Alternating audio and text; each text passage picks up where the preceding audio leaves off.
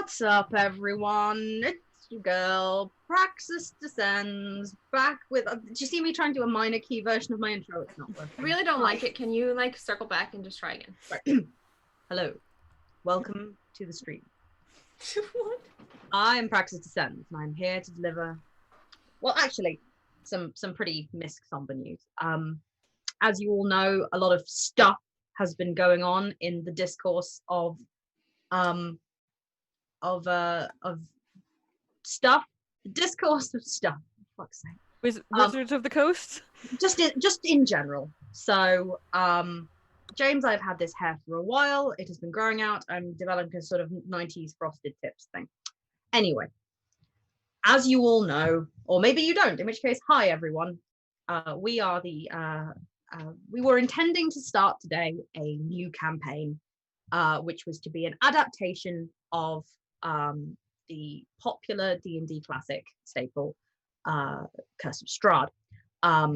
Obviously, things have changed, and we have a prepared statement, which makes us sound incredibly official, that we would like to open with to sort of set the groundwork. Obviously, this is still quite a raw, fresh thing for everyone. So if you want to like talk in the chat, we won't be offended if you want to take umbrage with anything we said. We'd rather that you call us out if you think we're doing bad things, because I like to think that the trash fam here are our friends, and friends look out for each other. So are you okay to read the statement, Mr. Statement Man? Yep. Okay. Months ago, we decided to run an adaptation of Curse of Strahd. It's a story that many people know, though it features a lot of problematic elements we've always intended to replace. We also want to change elements of the story simply for creative reasons. Recently, stories of how Wizards of the Coast fails marginalized communities have been troubling, and we feel it's important to make our collective feelings known. Wizards of the Coast has a history of treating its employees and freelancers in an exploitative manner, while certain elements towards the top of the dev team were found to be publicly throwing their support behind harassers and abusers, many of whom, unfortunately, are core members of the tabletop roleplay industry. In particular, Wizards has made very little effort to remove racist, disablest, and colonialist elements from their system and the numerous settings they publish, and their treatment of people of colour within the industry has been appalling. We categorically denounce these practices. Recently, the practices and policies of Wizards of the Coast have come into the knowledge of those who enjoy the game, but don't keep up with the ins and outs of the industry. This has rightly caused outcry because while an awful lot of wonderful, progressive people enjoy D&D, it has become very difficult for them to believe that Wizards of the Coast considers them the target market. The appeal of the product to regressive and unreconstructed players is undeniable, and it has taken the current political climate, the fact that the Black Lives Matter movement is impossible to ignore, for Wizards to make concessions to racial representation. For many people, Wizards have proven themselves an irresponsible bearer of the role of industry leader, and it has become impossible for some to continue showing their support for the company or their products. Each of us, the trash crew, and those who collaborate with us will have to examine our own views on the matter and will certainly come to different conclusions.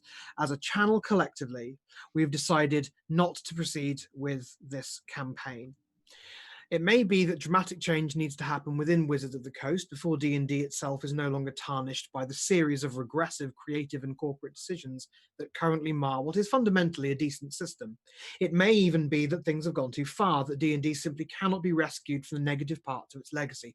We can't predict that, but we have decided for now not to endorse it by playing it. We worked hard to transform Curse of Strahd into our own game, but we no longer feel that we are all comfortable running something so core to the D&D brand, at least for the time being. But keep your eye on our Twitter stream for an announcement of what we will play next, because you will see these faces again. But they'll be puppeting different characters in a different story. Thanks. That was great. I've realized the real problem now is that I was going to go after and say some stuff, but I didn't write it down because I'm bad. But I think I can speak for the group here when we say we and especially Luke have put an awful lot of work into our characters. You might have seen some artwork. The splash screen was a painting I did that I was particularly proud of, and tinkering away at his desk, Lucas has been gutting the system of various problematic story elements. But fundamentally, our sadness and discomfort at losing what was going to be quite a, it was going to be a fun, if, rompy game is not, does not supersede the situation as it stands. And that's why we wanted to come here today and talk to you lot about sort of what that means to be accountable for our platform. Streaming D&D is the shorthand in my brain. It's insidious. Streaming tabletop is not the same as playing tabletop at home. It can't be, because of the nature of the audience. We all know full well that there are probably many deeply problematic tropes in our heart that we love, and that we love playing in video games and tabletop games with our friends and loved ones, that we'd never want to put on the internet and share out among the wider world, because some things are private. You can enjoy a trashy romance novel at home in private, but go out and write essays on great works of literature. Can you tell I was a lit student who likes trashy romance? I read a lot of fanfic. I wouldn't share with the world half of the fanfic I read, because it's just a lot of trash. But seriously, I want to be very clear about something. God, what is time? A few years ago, we, and by that I mean me, Lazy Honeybee, Sassy Dragon, what's her name now? Sunny Kitty, and as was then Reverie Terribly, were approached by a group of, a wonderful group of individuals, but spearheaded by the Broadswords, who are a D&D all-women podcast, to promote the newest cycle of the latest Dungeons and Dragons supplement from Wizards of the Coast, which was Mordenkainen's Tome of Foes. It was called the Podcasts of Foes, and the intention was that a whole lot of creators would receive a copy of the book, valued, I think, about 50 quid or something nuts. And then we would run a pod. Oh, yes, of course. Women and non-binary now. Ah, yeah, I forgot. Sorry, I was reading Bowman's comment. The Broadswords are a group of women and non-binary role-player creators. We get a copy of the book, and then a various group of podcasters and a few streamers would create a session or a little mini campaign based around the content of Mordenkainen's Tome of Foes. I ran a marathon session of a dungeon crawl called Fury of Thorns, which I think is still available on the internet somewhere, or maybe it isn't. And that was a lot of fun. And I still have the copy of Mordenkainen's Tome of Foes somewhere. And broadly speaking, I quite enjoyed some of the content about the circles of hell and things like that, because I'm trash. But also, I'm aware that that puts me, particularly because it was, to be frank, my idea as the GM, because I got to decide what I ran to align us with Wizards of the Coast. We didn't get any money for it, but I did get a shiny free book and a little bit of what's it called? Promotion. And I'm still unpicking how I feel about that. I'm not sorry that I did it, because it was a lot of fun, and I think at the time was a really great experience for us to feel like we were kind of legit.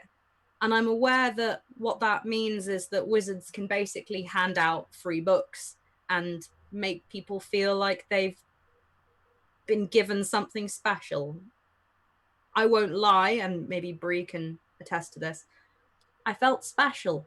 I felt pretty excited that we'd been recognized by Wizards of the Coast, and I felt like, hey, we made it. Our name was in a little article they wrote. Like, it did feel really special. And I'm also aware that that's kind of insidious. Yep. And I'm not going to look back on Izzy of a few years ago and tell her that she was stupid for thinking that, because it felt nice. And it was a good session. I ran a good session of D&D. But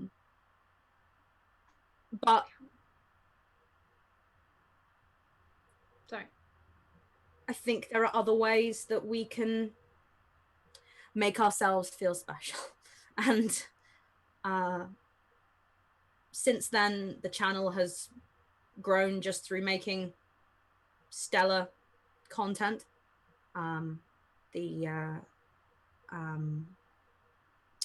Dragon Age campaign was wonderful and esoteric, and will return once Sunny Kitty's done with whatever it is she's doing, fighting in the rainforest or something. But also, I particularly want to say that the work of the crew of the Iskander has basically made the channel what it is now, and that Michael and Emily and Kath are. I nearly said Michael, Emily, and Roomba then, and I'm so sorry. This is Kath erasure. We are all Roomba in our hearts. Have contributed greatly without needing to suck up to the big creators. I'm sure Michael does sometimes.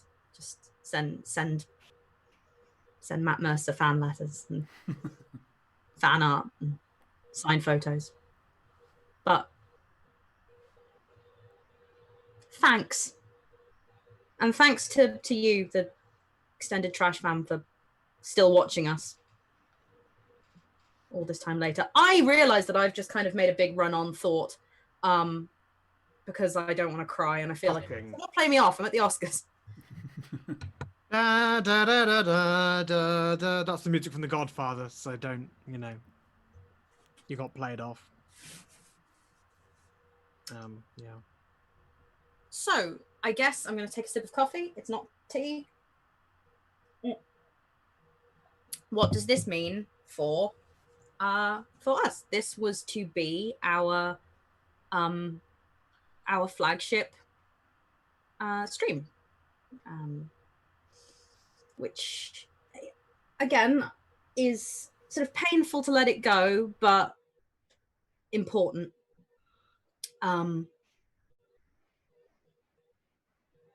We would still very much like the 6 of us to come together and show you a good time. Yeah, no. Yeah. Let's stop that. We play her off already. Why is she still on stage? Let's not get banned from Twitch. My twin sister. Show you a merry event. It's worse somehow. Kind of worse, yeah, I was gonna say. Look, we're gonna make you cry? Yeah, we're gonna make you. No! Okay. Start again. That's what I want. Hey everyone, it's your girl, Praxis Descends, back here with another episode. Nishikawa High School Musical. Nishikawa High School. Fuck off. I mean, I'd watch it. What this means for us is that although I think that he is just complaining at us, but our beloved storyteller Saber Whisper tells us that he can't just write and create and gen and session 0 and inspire all the assets for a whole new campaign from scratch in a fortnight. But I just think that's lack of confidence talking. I think he can do anything he sets his mind to. That was kind of a drag, to be honest. I don't know why I received that treatment. But what this does mean is that we will not be streaming a campaign, the flagship campaign for a little while. But we value your thoughts on what you think we should play. We might ignore you. We probably will, because fundamentally it's down to Lucas. But like, you've always been a very dear part of our souls. So you should pass comment. Izzy, shut up. What is this? The art that we've created will be made available on to our patrons, and probably shared out on Twitter eventually. Because it's good and we're really proud of it. And Lazy Honeybee did some real superb work on hers, and that segues me in slightly to talk about the character gen process, because we're not going to talk about our characters. We're not going to drag a whole bunch of stuff up. You know, maybe we'll self-indulgently tell you about them a bit if we share the art, but I know that particularly Kath is a bit sad to let her character go, because she, given the state of the discourse on Twitter, she put a lot of work into it, into making him an accessible character. And do you want to? You gonna pass the buck on to me? Buck passed. Okay. Wait, you do have to mention the broad shoulders and the perfect collarbone. Yes. That I spent a lot of time on. So Such a himbo. leave me alone. I have preferences. Yeah, I for once started out with. I am not usually actually a fan of playing pre-written adventures. I usually want a GM to do their own stuff. So, but I was always very excited by the idea of let's try to deproblematize. What is that word we're using? Yep, that's it. Go with that. Decolonialism to an extent of what we were doing. So when I finally, for the first time in my life, ever had inspiration to maybe play a barbarian class, I was like, okay, what can I do? So in the end, I was going to be gave up on barbarian, didn't like the class, and then the concept developed along with my statistical interests. I was going to be playing what the book calls half orc. He was just going to be an orc boy, orc paladin, from a tribal culture which was loosely Scottish Highlands inspired. I wasn't going to try to make it a direct parallel, which I thought that was at least important for, not completely unrelated to any of the problems of Strahd, but trying to confront some of the problems baked into D&D, from the racial stereotyping, the way that orcs are talked about in a way which is incredibly comparable to an awful lot of colonialist dehumanizing of Black people and others, but generally you're thinking historical and some contemporary shitty ways of describing them and their cultures. And I wanted to try to take the so there's that, the racial elements, and then there's the way which just barbarian as a class, and the way an awful lot of other elements within D&D treat tribal cultures of you are uncivilized. It's one of the few classes which specifically suggests a kind of cultural background, and it automatically includes you kill people while you're in a blazing rage. Isn't that great? Do you know how to build a roof, or have you chosen not to, use masonry? Well, if you've chosen not to develop masonry properly, you better murder everyone with an axe while completely out of control. Thanks, D&D. So I wanted, whilst the concept moved away from the barbarian class, I really wanted to go, no, this is someone he's an orc. He is from a fairly tribal culture, I made it as from a clan, borrowing bits from more 18th century Scottish Highlands ideas. Pirates, though.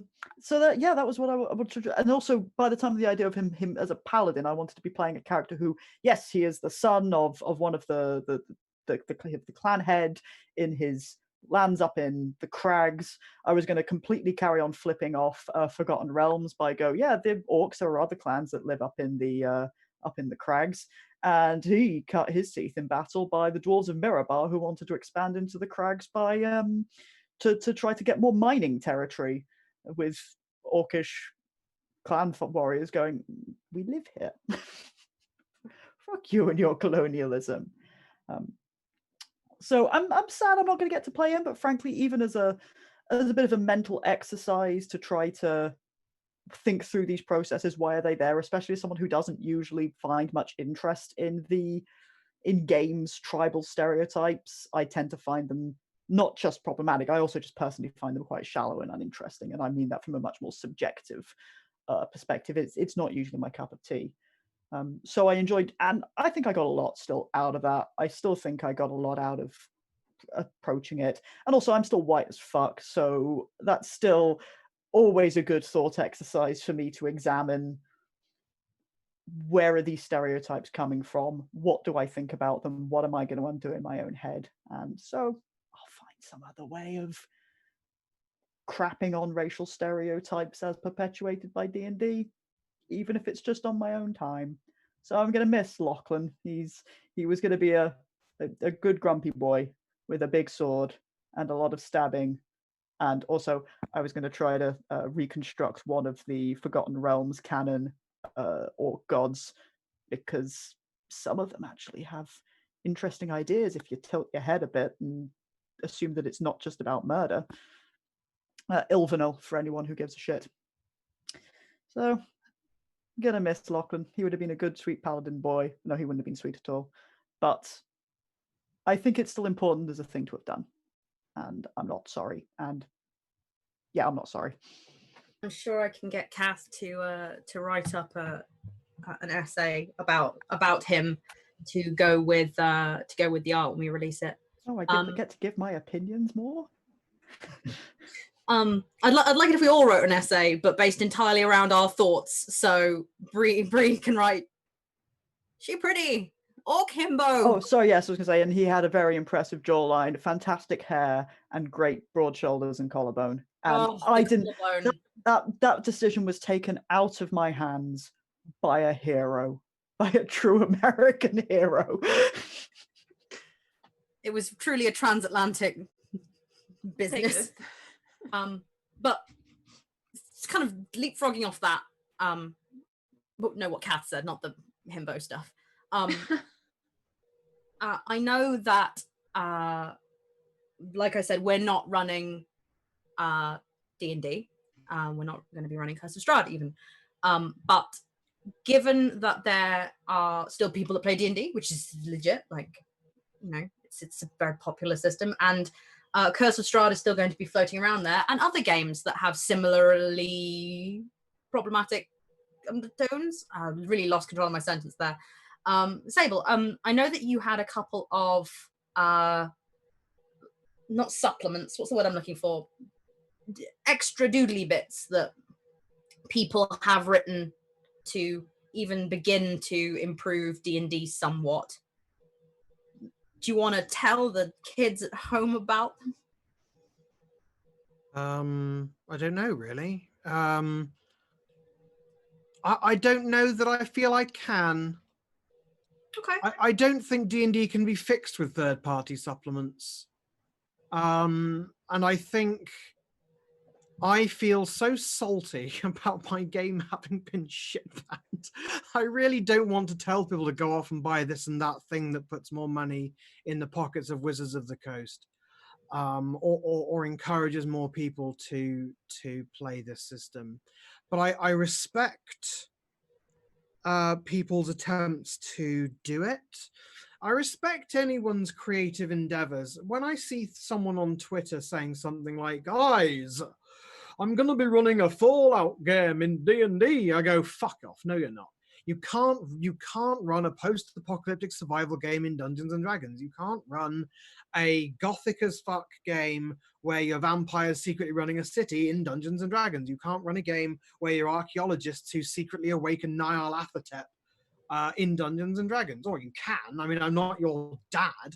Please feel free to try, but it'll suck. There are systems that are better at running these things, and D&D is not a universal role-playing system. Even the systems that claim to be universal role-playing systems are not universal role-playing systems, because they're made by people, and I guarantee you they are made by people with a specific campaign in mind. A lot of times I've gone, okay, well, I really want to run this kind of story. There's no system I like. I'll just invent one. Yeah, but what that means is that that campaign is baked right into the system. So even though there are systems like GURPS that say we're universal, no such thing. Mechanics have meaning. A world where your success or failure depends on a 1d20 is a world that is far more dependent on luck than a world where you roll 3d6, because 3d6 is more stable than 1d20. In a real world where your success or failure depends on someone rolling a d20 for you, that world is going to depend far more on luck than a world that's based on a 3d6. People in a 1d20 world will be far more superstitious, for example, because they know that no matter how competent they are, there's a decent chance they just don't get the thing done. Whereas people who live in a 3d6 world know that they're probably going to be okay. It's probably going to be all right. It's going to be about, it's going to be about a 10 every time, which is good. That's nonsense. I'm just talking nonsense. But the point is, I don't think you can use D&D to do everything, and I don't think you can do everything to D&D. And I'm increasingly of the view that you can't fix D&D. We did look at ancestry and culture, which I know has been doing the rounds recently, and I think we all loved it, and I loved it. I find it difficult to recommend it to people. On its own, it's fantastic. And I think if you're running a game that's anything like 5th edition, if you're running anything that has that old trope of fantasy races with different mechanics behind them, and I think high fantasy is pretty much defined by that, then this supplement works anyway, because what it is it's a system for looking at race. That word is not the right word, okay? It's a system for looking at the different species that you can play in games, and the difference between what's a biological trait and what's a cultural trait. Now, if I were going to run a game in 13th Age, for instance, which we did talk about when we were still deciding whether or not we were going to run Strahd at all, I'd use ancestry and culture still, because it's got this principle at the heart of it. Look at your fantasy race. What's a biological trait? What's a social trait? Separate the two, mix and match them. Be a half halfling, half orc raised in a half dwarf, half gnome household. See where that gets you. And I like the idea of that. I did just sort of technically recommend the supplement, but what I'm recommending is that you get the damn thing, because it's only a tenner, okay? And it's really good, and it will apply to, I think if you read the actual principles that they set out rather than the examples that they give on what they've done, it will apply to any fantasy setting where race is a concept. I think that's probably most of them. I also Praxis found me some advice on sensitively portraying cultures based on the Romani people. An issue dear to my heart, since I loathe the Vistani as written. Not the Vistani, I loathe, well, no, I do. The way they're written is awful. They are the villains, and it's appalling that they're the villains. And I read this thing that Izzy found for me, and I thought, yeah, this, because in the UK, I mean, there are marginalized people in a lot of parts of the world, but in the UK, which is where I live, we have this particularly heinous attitude towards itinerant peoples. We are such a small island, okay, but we're not that small. There's room for everyone, and there's room for everyone to wander about it. We have some of the most beautiful green spaces and parks, and like, I refuse to take crap from people saying, but when they show up, you get all this litter. Yeah, but that's not them. That's everyone. And like, there's this thing where they go, it ends up in the newspaper. Oh, there's travelers. You're like, oh, fuck off. Jesus Christ. They're leaving you alone. Just honestly. This is literally a very hot button subject. For, no, I'm annoyed by this. I'm annoyed by this as a British person, because we are some of the worst sorts of racists when it comes to travelers in particular. Look, I work in local news. I know. Yeah, so like I hated the fact that as soon as I read about the Vistani, who are drunkards, they are lazy drunkards, they are thieves, they are man, woman, and child witches, And I'm like, you know what? Every single culture on the planet has people that practice magic. Okay? They're not all, no culture is 100% witches. That's really mad. And I mean, for one thing, you know, people need to do lots of jobs in the community, and if everyone's the witch, no one's getting anything else done. I have a question though. Which depending one on of the the witch, ones actually. which one of the ones that sold skooma and which one of the ones that learned chemistry? What? It's a clever Khajiit. Oh yeah, like the Joke. Khajiit, obviously, and the Ravnos in Vampire. I was about to disclaim that obviously in the Harry Potter world, where about half the population are witches, they can all just be witches because witch just means person. Oh, not if you're a pagan, remember? So Pagans can't be witches. you can't get Wiccan witches. I don't know exactly why, but J.K. Rowling is awful. She's as cancelled as we would have been if we'd have played D&D. But no, so I knew from the start that I wanted to change this and that thing. But I am of the conclusion now that I don't think it's as simple as just picking it up and fixing it. I think there are problems at the heart of Wizards of the Coast that I don't know if I can say whether they can or not be solved. Like, you can sack everyone currently working there and replace them with the best people. The problem is that brands matter and the harm has been done. I also feel like if this is the moment people are finally deciding to play things other than D&D, good. I didn't play D&D until I've been role-playing for about 3 or 4 years. It was my third or fourth system. It never held a special place in my heart. And I came to it with Pathfinder and which is D&D. It's just not Wizards of the Coast. And then 5th edition, and I like the system, but it's like as he says, you know, do what you want in your private game, and you have and you should, you know, you should. We all say things in private we wouldn't say in public, not because we're hypocrites or cowards, but because context is for kings. And I run a D&D campaign. It runs every few months. It's been running for a few years. It's probably got a few years left in it. I'm not changing the system. First of all, because Wizards of the Coast already has my money, so there's nothing I can do. I can't punish Wizards of the Coast. The only people I'd be punishing are my players when I say, you know how I changed this from Pathfinder to 5th Ed? Well, you'll like what's happening next. And I switched them all to GURPS or something. Actually, Ed would like that, to be fair. I don't think I'm saying anything. Someone stop me and take over. Izzy's muted. You're muted. Still muted. You're still Talking muted. while I unmute myself. I don't know what. I just kicked the thing over. That being said, Sable raises a great point. Like, I know that a lot of the people in the chat are gamers of one stripe or another, but like, just on the off chance,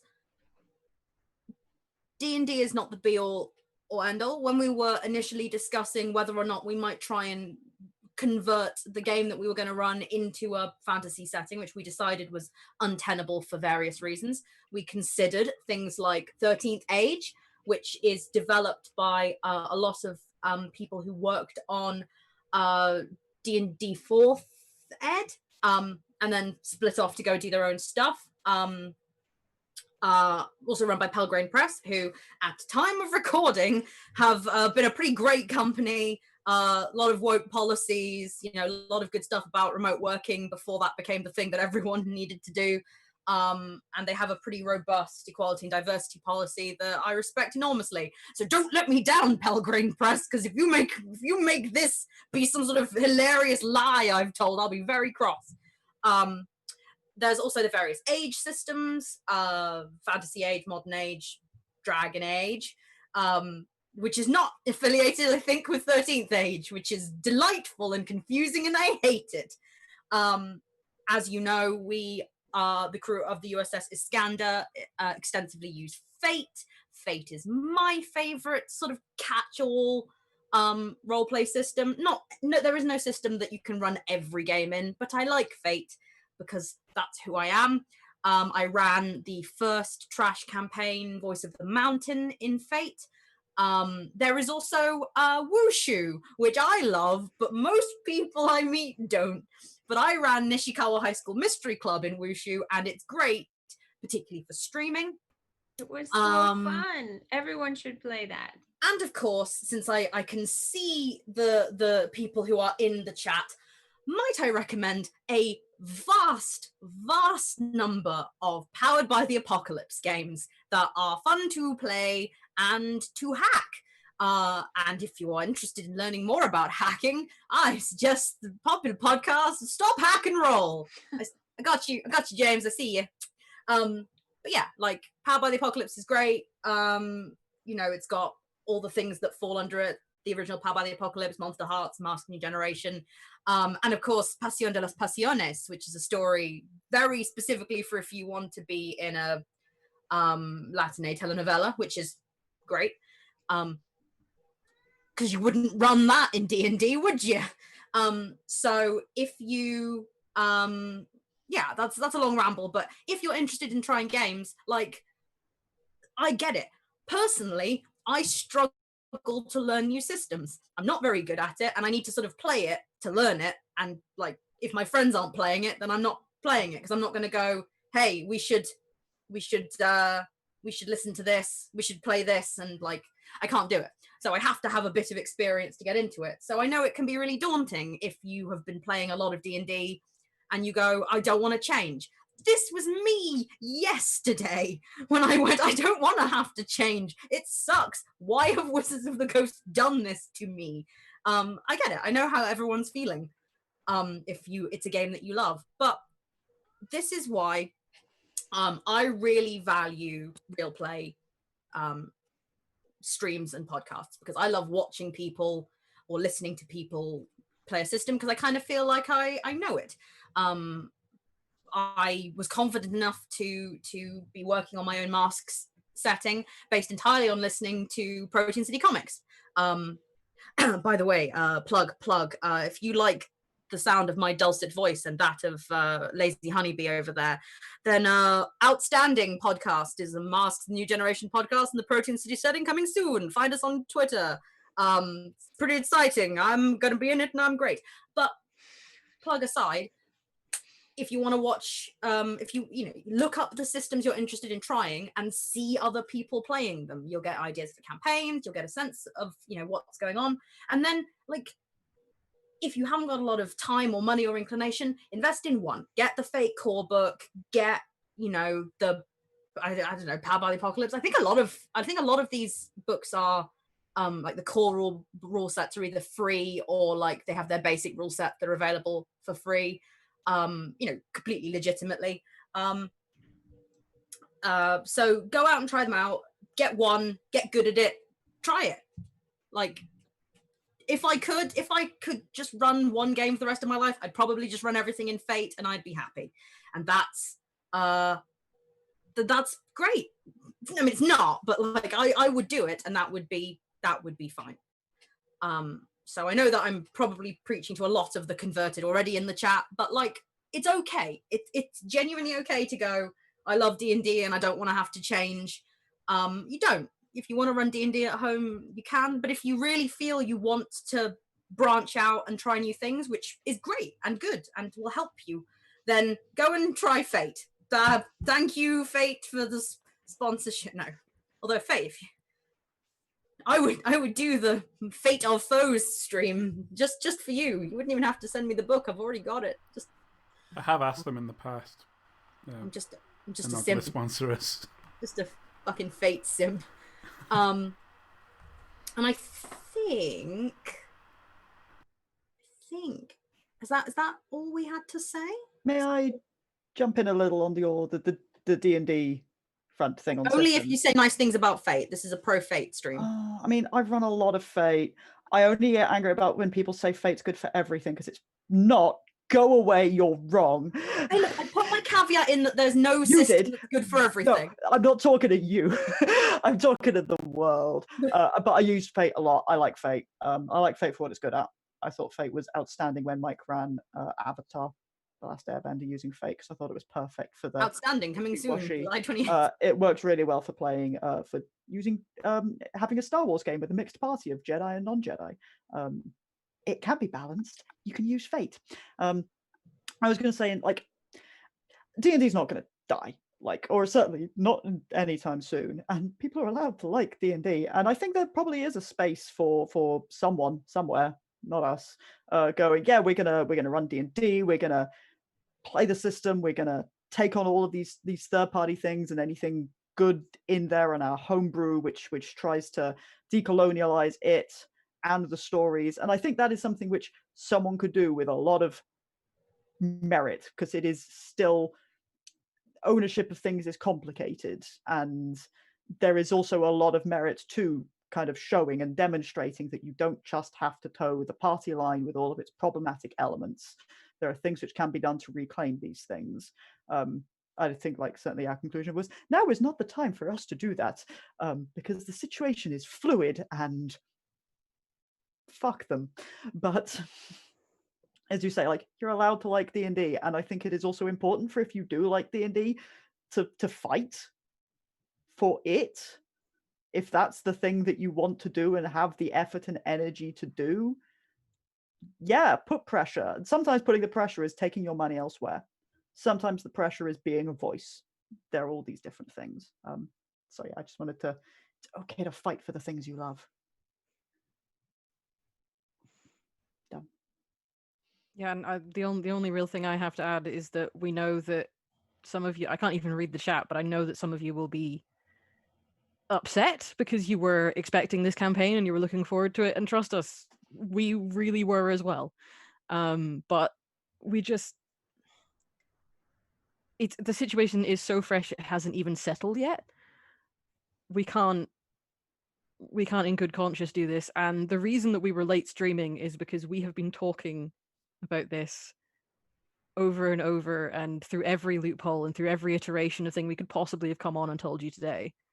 So even we had different ideas of what would be the best thing to do, of how practical it would be to do various things, and it took us a long time to come to a conclusion because none of us wanted to admit that the best thing to do was throw it away, essentially, because we love our characters and we have all that fantastic art and we were looking forward to Luke's campaign. But sometimes you got to do what you got to do. It sucks. I'm honestly gutted. Yeah.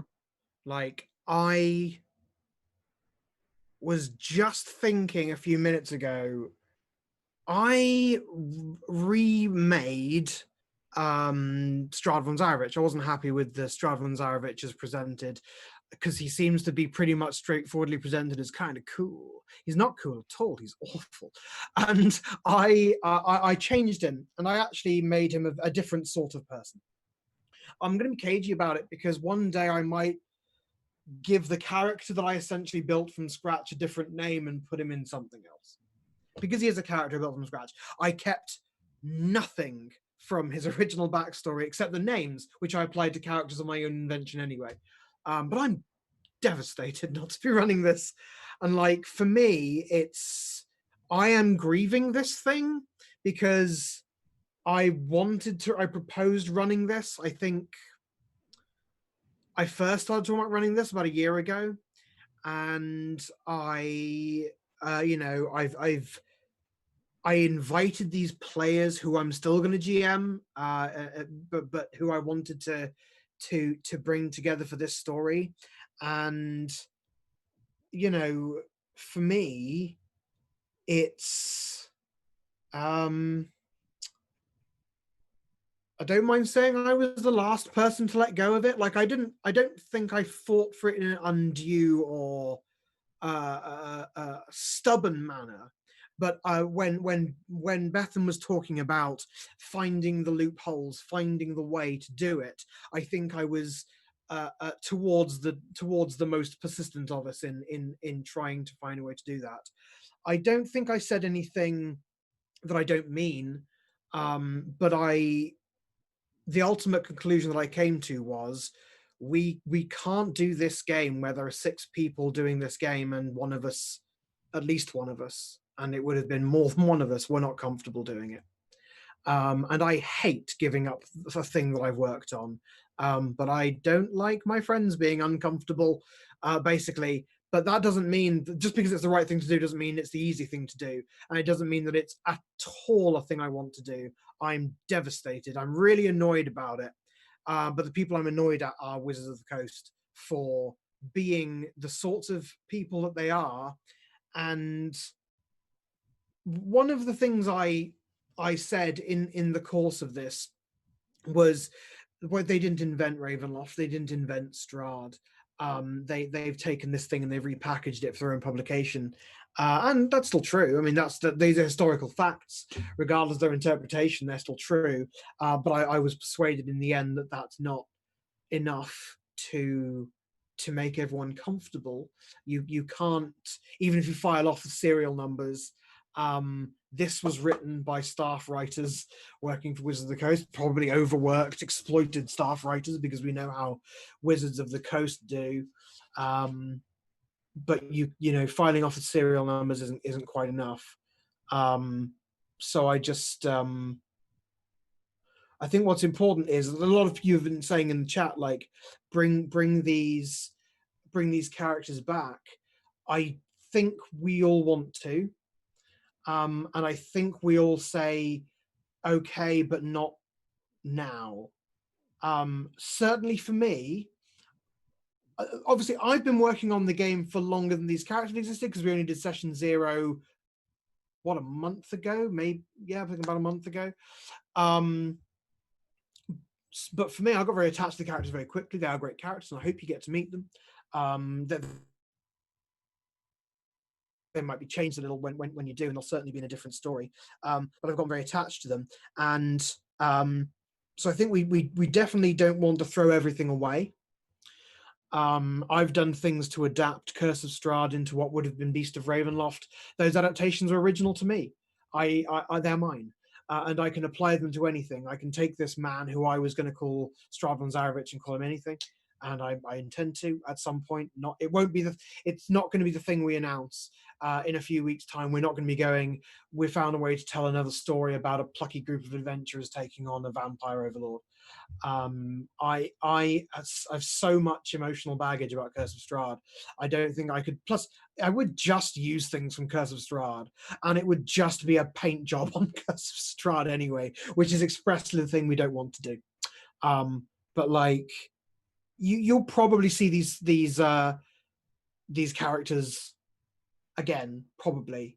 In something, and it might not be in Dungeons and Dragons. It will probably be in something very similar, you know, one of those high fantasy type games, because they're great characters, and they were built for Curse of Strahd, but they are amazing. I can't even talk about it without spoiling anything. But like they're a great party, and the way it was going to be was that they weren't together at the beginning. They were two parties, a 2 and a 3, and they were going to come together right at the beginning of the game. But you were going to have some characters who knew each other and some who didn't, and kind of me as the DM, being the only person who has all of the information, as the DM is the person who has all of the information, not just about the characters but about the story. I am going to champion keeping these characters around, and I'm going to champion bringing them into a future game, because they're great characters and these are great players. And it's not just because work went into drawing them, it's because heart went into creating them. And that's why I want to GM these players. That's why I wanted to bring them together for Curse of Strahd. And the same hearts are beating now, and I'm still the same GM. We just won't tell the same sort of story. But like, give us a minute, because we were having this conversation while we should have been live streaming. When 4 o'clock came round and we should have been going live, it was still possible that we'd have said we're still going to run Curse of Strahd. I mean, that's like, we're not flip-floppers. That's not what I'm saying. I'm saying that this question meant so much to us, and the problems surrounding this question were so personal to us that we all had to arrive at the conclusion by our own route, I think is the way I want to say it. Yeah, so we're not abandoning anything. we just have to put this thing in the closet for a bit. We just have to hang it up and say, not now. It's not the weather for it.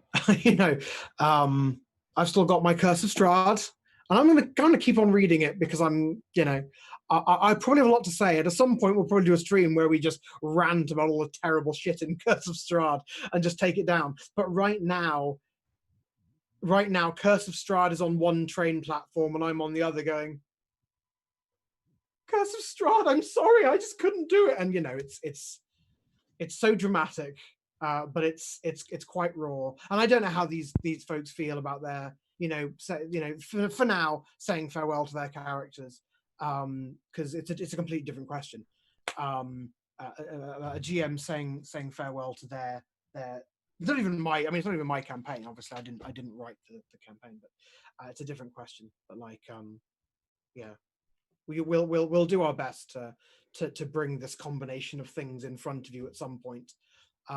It won't be Dungeons and Dragons. It might be some version of Curse of Strahd, depending upon what happens. But I think for now we're very confident in saying it almost certainly won't be a Wizards of the Coast Dungeons and Dragons. It might be something very almost alarmingly similar, like 13th Age. But yeah.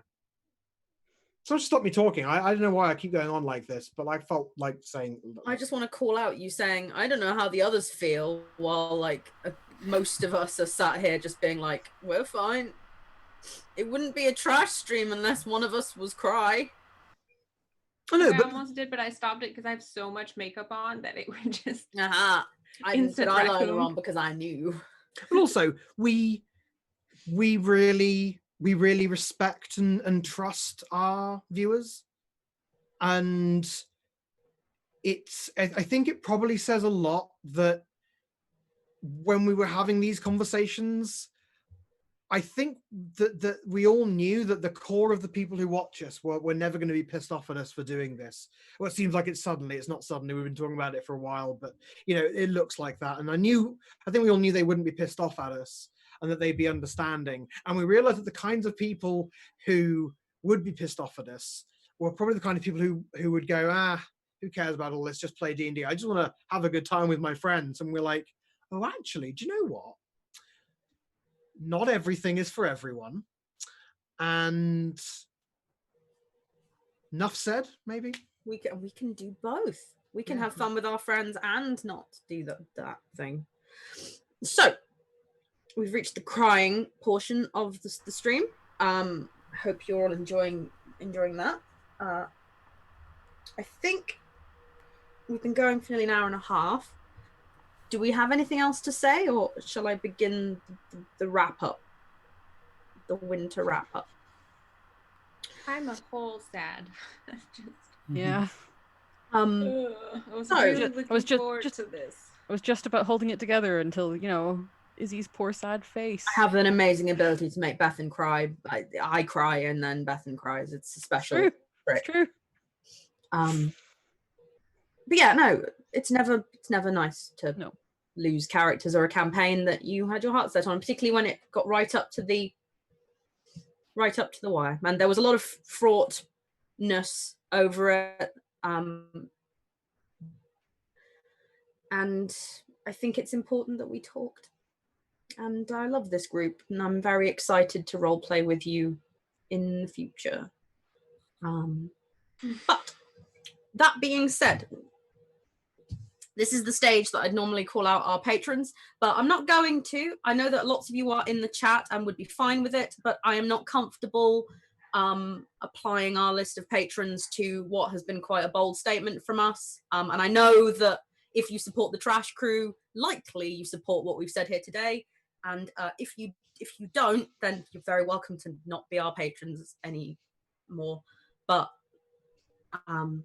they know who they are, and if you want to be one of them and see some of our nifty art, then head over to patreon.com/ityoukrew. Follow us on Twitter to find out more about what we're going to be doing next, or just follow us here on Twitch, because when we are going to do it next, it will be here. So that's neat.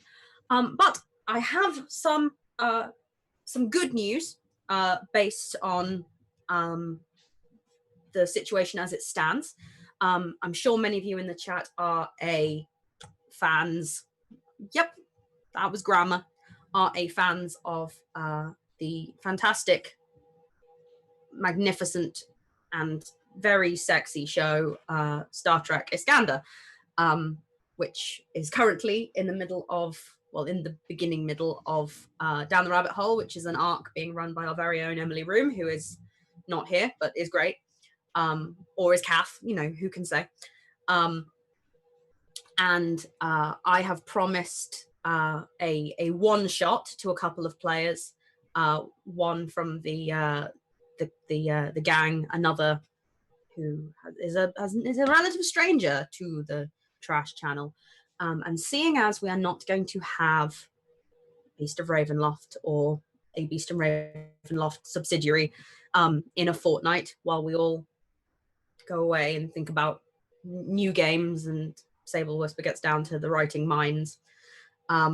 Next Sunday, I am going to run, not next Sunday, the Sunday after.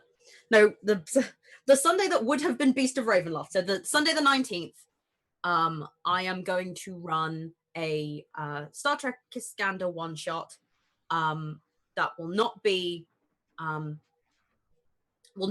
line with the timeline of Down the Rabbit Hole, because I know that Roomba is doing her own thing for that, and time travel is involved, potentially. Well, time flimflammery is involved. This will not be in the set aboard the Iskander. This will be separate, but in the same, everything's in the same universe, but, in the same setting. And I think I can say we'll feature someone who's in the chat right now. No one will be separating any saucer sections, for there will be no saucer sections to separate. Nevertheless, keep watching the Twitter feed for more information. And I know it isn't Beast of Ravenloft, and I'm probably going to cry a bit more about it when we go off camera, but thanks. Thanks.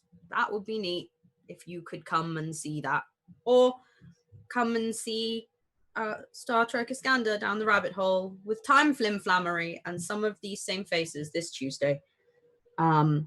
We love you. Thanks for sitting with us this whole stream. This has obviously been not our usual and has been a bit much. Be kind to each other, but be kind to us more, because we need it. It's been a rough week. Yeah. It's been a particularly rough week, and it's important to remember amidst all of this that there is a lot of stuff going on, not just in the world, but in the discourse of tabletop RPGs online. Be kind to each other. Think the best of each other. It's okay to be disappointed, to be proved wrong, but this is a wonderful, magical, creative hobby we have, and we owe it to each other to be good.